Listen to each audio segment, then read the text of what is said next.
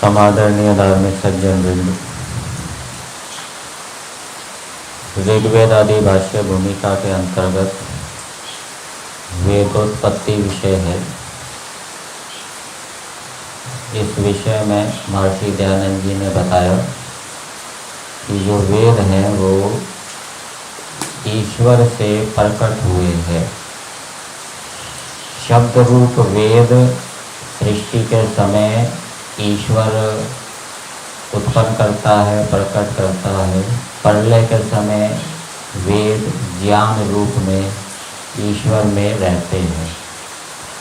तो वेद ईश्वर ने प्रकट किए हैं या शब्द रूप वेद सृष्टि के समय ईश्वर ने प्रकट किए हैं, इस विषय में यजुर्वेद के 31वें अध्याय का प्रमाण दिया है। मंत्र संख्या 7, तस्मात् यज्ञात् सर्वभूताः ऋचः सामानि जज्जिरे छन्दांसि जज्जिरे तस्मात् यजुस्तस्मात् अजायत।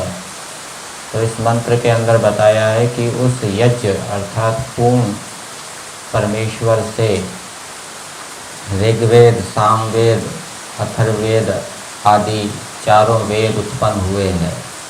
इस मंत्र में सर्वभूत शब्द आया है, ये भी परमेश्वर के लिए है। सर्वभूत का अर्थ किया है सर्व पूज्य, सबका पूज्य है, अर्थात सभी मनुष्यों को ईश्वर की पूजा करनी चाहिए, उसका सत्कार करना चाहिए। सर्व उपास्य, ये भी सर्वभूत शब्द का अर्थ किया है। सर्व उपास्य का अर्थ है सब मनुष्यों को ईश्वर की उपासना करनी चाहिए, अर्थात ईश्वर से प्रेम करना चाहिए, ईश्वर में रुचि रखनी चाहिए। और तीसरा अर्थ किया है सर्वशक्तिमतः, परमेश्वर सर्वशक्तिमान है, परमेश्वर के अंदर अनेक प्रकार की शक्तियां हैं। तो ऐसे परमेश्वर से चारों वेद उत्पन्न हुए हैं, ये इस मंत्र के अंदर बताया है। फिर दूसरा प्रमाण अथर्ववेद का दिया है। इस प्रमाण के माध्यम से भी सिद्ध कर रहे हैं कि शब्द रूप वेद परमेश्वर ने उत्पन्न किए। मंत्र है अथर्ववेद के 10वें कांड का, यस्माद् ऋचो अपातक्षन् यजु यस्मात् अपाकशन। तो जिस परमेश्वर से ऋचः ऋग्वेद अपातक्षण, अपातक्षण का अर्थ किया है उत्पन्न हुए हैं, अर्थात प्रकट हुए हैं, शब्द रूप में प्रकट हुए हैं। और यजुर्वेद जिस परमेश्वर से प्रकट हुआ है, उत्पन्न हुआ है, शब्द रूप में आया है। फिर आगे दिया है सामानि यस्य लोमानि, सामवेद जिसके लोम के समान है, जिससे ईश्वर से, ईश्वर के, यस्य का अर्थ किया है ईश्वर के। जो सामवेद है वो ईश्वर के लोम के समान है। और जो अथर्ववेद है वो मुखवत, जैसे शरीर के अंदर मुख अवयव होता है, वो मुख्य होता है, वैसे ही अथर्ववेद मुख के समान मुख्य है। और फिर यजुर्वेद के बारे में बताया, मंत्र के अंदर तो नहीं दिया, मंत्र के अंदर तो केवल सामवेद और अथर्ववेद के बारे में बताया है कि सामवेद परमेश्वर के लोम के समान है और अथर्ववेद मुख के समान मुख्य है। तो प्रश्न उत्पन्न होता है कि यजुर्वेद कैसा है और ऋग्वेद कैसा है। तो इसका उत्तर भाष्य में है कि यजुः यस्य हृदयम, यजुर्वेद परमेश्वर के हृदय के समान है। और ऋग्वेद प्राणश्च, और ऋग्वेद प्राण के समान है। तो ये रूपक अलंकार से वर्णन किया है और इस मंत्र के माध्यम से भी ये सिद्ध किया है कि चारों वेद क्या है, परमेश्वर से उत्पन्न हुए हैं, प्रकट हुए हैं। फिर आगे अगला प्रमाण शतपथ ब्राह्मण का दिया है। इस शतपथ ब्राह्मण के प्रमाण से भी महर्षि दयानंद जी सिद्ध कर रहे हैं कि चारों वेद परमेश्वर से ही प्रकट हुए हैं। किसी देवता ने, किसी विद्वान ने, किसी ऋषि ने वेदों को नहीं बनाया। तो वो प्रमाण है एवं वा अरे अस्य महतो भूतस्य निःश्वसितम् एतत् यत् ऋग्वेदो यजुर्वेदः सामवेदो अथर्वांगिरसः इत्यादि। तो इसका अर्थ करते हुए महर्षि दयानंद जी ने ऋग्वेद आदि भाष्य भूमिका में लिखा है, पृष्ठ संख्या 8 पर, याज्ञवल्क्य के महाविद्वान जो महर्षि हुए हैं वह अपनी पंडिता मैत्रेयी स्त्री को उपदेश करते हैं कि हे मैत्रेयी, जो आकाश आदि से भी बड़ा सर्वव्यापक परमेश्वर है, उससे ही ऋक, यजु, साम और अथर्ववेद ये चारों वेद उत्पन्न हुए हैं। कैसे उत्पन्न हुए हैं उसको एक दृष्टांत से समझाया है। मंत्र के अंदर भी वो दृष्टांत है। जैसे मनुष्य के शरीर से श्वास बाहर को आके फिर भीतर को जाता है, इसी प्रकार सृष्टि के आदि में ईश्वर वेदों को उत्पन्न करके संसार में प्रकाश करता है और प्रलय में संसार में वेद नहीं रहते, परंतु उसके ज्ञान के भीतर वे सदा बने रहते हैं, बीजांकुरवत। जैसे बीज में अंकुर प्रथम ही रहता है, वही वृक्ष रूप होके फिर भी बीज के भीतर रहता है, इसी प्रकार से वेद भी ईश्वर के ज्ञान में सब दिन बने रहते हैं। तो यहाँ बीज की तुलना ज्ञान से की गई है। जैसे बीज में अंकुर रहता है, ऐसे ही ईश्वर के ज्ञान में वेद सब दिन बने रहते हैं, उनका नाश कभी नहीं होता, क्योंकि वह ईश्वर की विद्या है, इससे इसको नित्य ही जानना। तो अब प्रश्न उत्पन्न होता है कि चलो आपने शब्द प्रमाण से सिद्ध कर दिया कि वेद परमेश्वर ने उत्पन्न किए हैं, परमेश्वर ने प्रकट किए हैं, तो प्रश्न ये उत्पन्न होता है कि निरवयव परमेश्वर से शब्द रूप वेद कैसे उत्पन्न हो गए। परमेश्वर तो निरवयव है और शब्द जो है वो तो आकाश का गुण है और आकाश अवयव वाला भी है। तो इसका उत्तर दिया है, इसका यह उत्तर है कि परमेश्वर सर्वशक्तिमान है। उसमें पृष्ठ संख्या 9 पर है, उसमें ऐसी शंका करनी सर्वथा व्यर्थ है, क्योंकि मुख और प्राण आदि साधनों के बिना भी परमेश्वर में मुख और प्राण आदि के काम करने का अनंत सामर्थ्य है।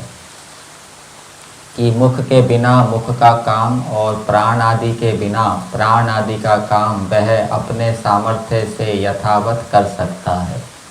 जैसे परमेश्वर देखने का काम करता है, देखने के लिए परमेश्वर को नेत्र इंद्रिय की आवश्यकता नहीं है, सुनने के लिए श्रोतेंद्रिय की आवश्यकता नहीं है, इसी प्रकार से मुख का काम करने के लिए अर्थात बोलने के लिए, उच्चारण करने के लिए परमेश्वर को मुख की आवश्यकता नहीं है और प्राणों का काम करने के लिए प्राण आदि की आवश्यकता नहीं है, वो अपने अनंत सामर्थ्य से करता है। यह दोष तो हम जीव लोगों में आ सकता है कि मुख आदि के बिना मुख आदि का कार्य नहीं कर सकते, क्योंकि हम लोग अल्प सामर्थ्य वाले हैं। तो हम अल्प सामर्थ्य वाले हैं, हमें देखने सुनने के लिए, उच्चारण करने के लिए इंद्रिय मुख आदि की आवश्यकता होती है। परमेश्वर अनंत सामर्थ्य वाला है, उसको देखने सुनने आदि के लिए इन अवयवों की आवश्यकता नहीं होती। और इसमें यह भी दृष्टांत है कि अब इस बात को दृष्टांत से भी समझाने का प्रयास किया है कि मन में मुख आदि अवयव नहीं है, तथापि जैसे उसके भीतर प्रश्नोत्तर आदि शब्दों का उच्चारण मानस व्यापार में होता है, तो मन के अंदर मुख आदि अवयव नहीं है, फिर भी उसके अंदर उच्चारण होता है, शब्दों का उच्चारण होता है, विचार करते हैं। वैसे ही परमेश्वर में भी जानना चाहिए। और जो संपूर्ण सामर्थ्य वाला है, सो किसी कार्य के करने में किसी का सहाय ग्रहण नहीं करता, क्योंकि वह अपने सामर्थ्य से ही सब कार्यों को कर सकता है। तो परमेश्वर को मुख आदि अवयव या प्राण आदि अवयव की सहायता की आवश्यकता नहीं है उच्चारण आदि करने के लिए। परमेश्वर अपने अनंत सामर्थ्य से उनका उच्चारण कर सकता है। जैसे हम लोग बिना सहाय से कोई काम नहीं कर सकते, वैसा ईश्वर नहीं है। जैसे देखो कि जब जगत उत्पन्न नहीं हुआ था उस समय निराकार ईश्वर से संपूर्ण जगत को बनाया, तब वेदों के रचने में क्या शंका रही। तो परमेश्वर ने, निराकार परमेश्वर ने सा अवयव जगत बनाया अपने सामर्थ्य से, बिना किसी की सहायता के। तो फिर वेदों को उत्पन्न करने में क्या शंका है। वेदों को क्यों नहीं उत्पन्न कर सकता, अवश्य उत्पन्न कर सकता है। जैसे वेदों में अत्यंत सूक्ष्म विद्या का रचन ईश्वर ने किया है, वैसे ही जगत में भी नेत्र आदि पदार्थों का अत्यंत आश्चर्य रूप रचन किया है। तो क्या वेदों को रचना निराकार ईश्वर नहीं कर सकता। तो ये शंका उत्पन्न हुई, तो उसका समाधान किया कि निराकार परमेश्वर शब्द रूप वेद कैसे उत्पन्न कर सकता है। फिर प्रश्न उत्पन्न होता है कि वेद परमेश्वर ने उत्पन्न क्यों किया। पृष्ठ संख्या 11 के ऊपर शंका रखी गई है। प्रश्न है कि वेद, चलो मान लेते हैं कि परमेश्वर ने वेद उत्पन्न किए, तो परमेश्वर का वेद उत्पन्न करने का प्रयोजन क्या है, किस लिए वेद उत्पन्न किए। तो इसका उत्तर दिया है, मैं तुमसे पूछता हूँ कि वेदों के उत्पन्न नहीं करने में उसको क्या प्रयोजन था। जो तुम यह कहो कि इसका उत्तर हम नहीं जानते, तो ठीक है, क्योंकि वेद तो ईश्वर की नित्य विद्या है, उसकी उत्पत्ति या अनुत्पत्ति हो ही नहीं सकती। परंतु हम जीव लोगों के लिए ईश्वर ने जो वेदों का प्रकाश किया है, सो उसकी हम पर परम कृपा है। जो वेदोत्पत्ति का प्रयोजन है सो आप लोग सुने। प्रश्न, ईश्वर में अनंत विद्या है व नहीं। प्रश्न किया जा रहा है, जिनको सुनाया जा रहा है उनसे पूछ रहे हैं कि परमेश्वर में अनंत विद्या है व नहीं। उत्तर है। तो फिर बताइए, सो उसकी विद्या किस प्रयोजन के लिए है। तो इसका उत्तर है, अपने ही लिए, जिससे सब पदार्थों का रचना और जानना होता है। तो सुनने वालों ने कहा कि ईश्वर के पास जो विद्या है वो अपने लिए ही है, जिससे कि वो सब पदार्थों को जान सके और सृष्टि को बना सके। फिर उनसे प्रश्न किया, अच्छा तो मैं आपसे पूछता हूँ कि ईश्वर परोपकार को करता है व नहीं। उत्तर, हाँ, ईश्वर परोपकारी है। तो इसमें क्या आया, इससे ये बात आती है कि विद्या जो है सो स्वार्थ और परार्थ के लिए होती है। तो विद्या दोनों के लिए होती है, स्वार्थ के लिए भी और परार्थ के लिए भी। और ईश्वर परोपकारी है तो परार्थ के लिए क्यों नहीं होगी, दूसरों के लिए क्यों नहीं होगी, जीवों के लिए वेदों का उपदेश क्यों नहीं करेगा। क्योंकि विद्या का यही गुण है कि स्वार्थ और परार्थ हम लोगों को सिद्ध करना। जो परमेश्वर अपनी विद्या का हम लोगों के लिए उपदेश ना करे, तो विद्या से जो परोपकार करना गुण है सो उसका नहीं रहे। इससे परमेश्वर ने अपनी वेद विद्या का हम लोगों के लिए उपदेश करके सफलता सिद्ध करी है। क्योंकि परमेश्वर हम लोगों का माता पिता के समान है। हम सब लोग जो उसकी प्रजा हैं उन पर नित्य कृपा दृष्टि रखता है। जैसे अपने संतानों के ऊपर पिता और माता सदैव करुणा को धारण करते हैं कि सब प्रकार से हमारे पुत्र सुख पावें, वैसे ही परमेश्वर भी जब सब मनुष्य आदि सृष्टि पर कृपा दृष्टि सदैव रखता है। इससे ही वेदों का उपदेश हम लोगों के लिए किया है। जो परमेश्वर अपनी वेद विद्या का उपदेश मनुष्यों के लिए ना करता, तो धर्म, अर्थ, काम और मोक्ष की सिद्धि किसी को यथावत प्राप्त ना होती। उसके बिना परम आनंद भी किसी को नहीं होता। जैसे परम कृपालु ईश्वर ने प्रजा के सुख के लिए कंद, मूल, फल और घास आदि छोटे छोटे भी पदार्थ रचे हैं, सो ही ईश्वर सब सुखों के प्रकाश करने वाली सब सत्य विद्याओं से युक्त वेद विद्या का उपदेश भी प्रजा के सुख के लिए क्यों ना करता।